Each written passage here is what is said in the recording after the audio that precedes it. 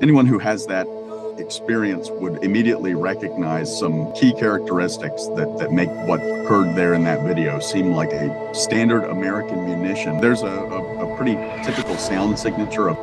On 17th of October 2023, a bomb hit the Al Ahli Baptist Hospital in Gaza City in the besieged Gaza Strip, causing unprecedented carnage. Gaza authorities say at least 500 people were killed in the attack and many hundreds more wounded. Both Israel and Hamas deny responsibility. The Middle East Monitor spoke to Dylan Griffith, a weapons expert and US Army veteran of the Afghanistan war, who gave us his take on the key claims made by Israel. Claim 1. Israel was not responsible for the attack.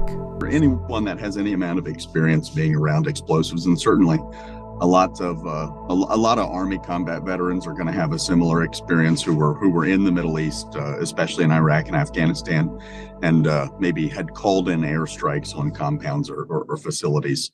One of the most common munitions in use there is going to be a JDAM. A JDAM is a guided or unguided aircraft-fired munition. This video circulating on social media has now been verified by the Washington Post as the strike that hit the hospital. Anyone who has that experience would immediately recognize some key characteristics that make what occurred there in that video seem like a JDAM. There's a pretty typical sound signature of something that is moving from a vertically dropped or fired position. Someone had posted a video contrasting the two of a compound in Afghanistan being struck by a 1,000-pound JDAM, I think, and then this video.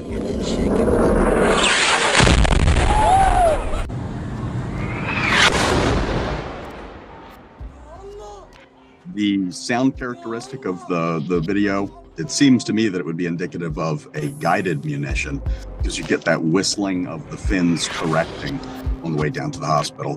But, you know, anything with a tail kit on the back of it, with fins on the back of it, could make a similar sound. So it's tough to know, but it did seem to hit exactly where it was intended to hit. Claim 2. The rocket came from Hamas or Islamic Jihad. Hamas uses rockets up to the 400 kilogram mark, which is very large, but those are more rare. The typical rocket that Hamas would be firing would be in the 5 to 25 kilogram mark, which is vastly less explosive than you would have seen even in that video, even at night with as much light as there was. Wow.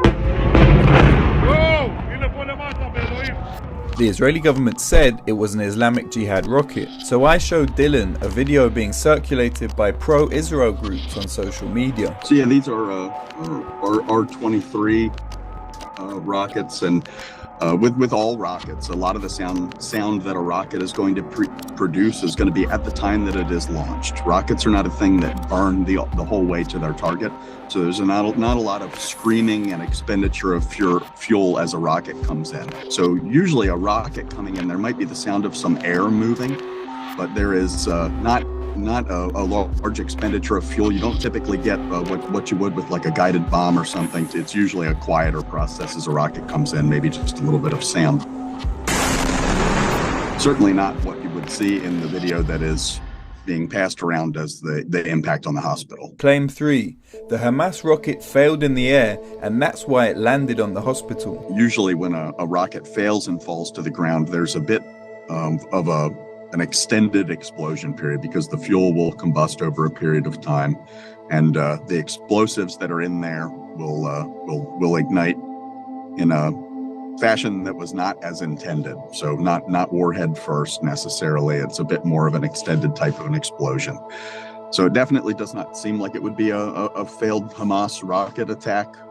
It doesn't have any of those characteristics to me, but it certainly does look like a standard American munition, the likes of which we have sent at this point thousands to Israel to be used for explicitly this kind of purpose. I have it on my account somewhere in a video of those coming into Israel off of a C-71, something like 300 to 400 2,000-pound JDAMs going into Israel. And then shortly after that video, there is an increase in the number of videos that we had seen coming out from the Gaza Strip of large penetrating bombs.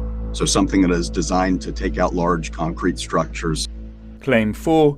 Israel doesn't bomb hospitals. A claim that is very straightforward to refute given Israel bombed the same hospital just 2 days before. This was not something that had occurred just out of nowhere. The previous day, the people in that hospital had been warned by the IDF that the hospital was going to be struck. So it certainly was a plan, and it was an explicit plan. It does seem to me the IDF maybe had intended to strike this hospital, had hoped that people would have evacuated out of it before that had occurred, and when they did not, and they struck it anyway, immediately went into damage control mode.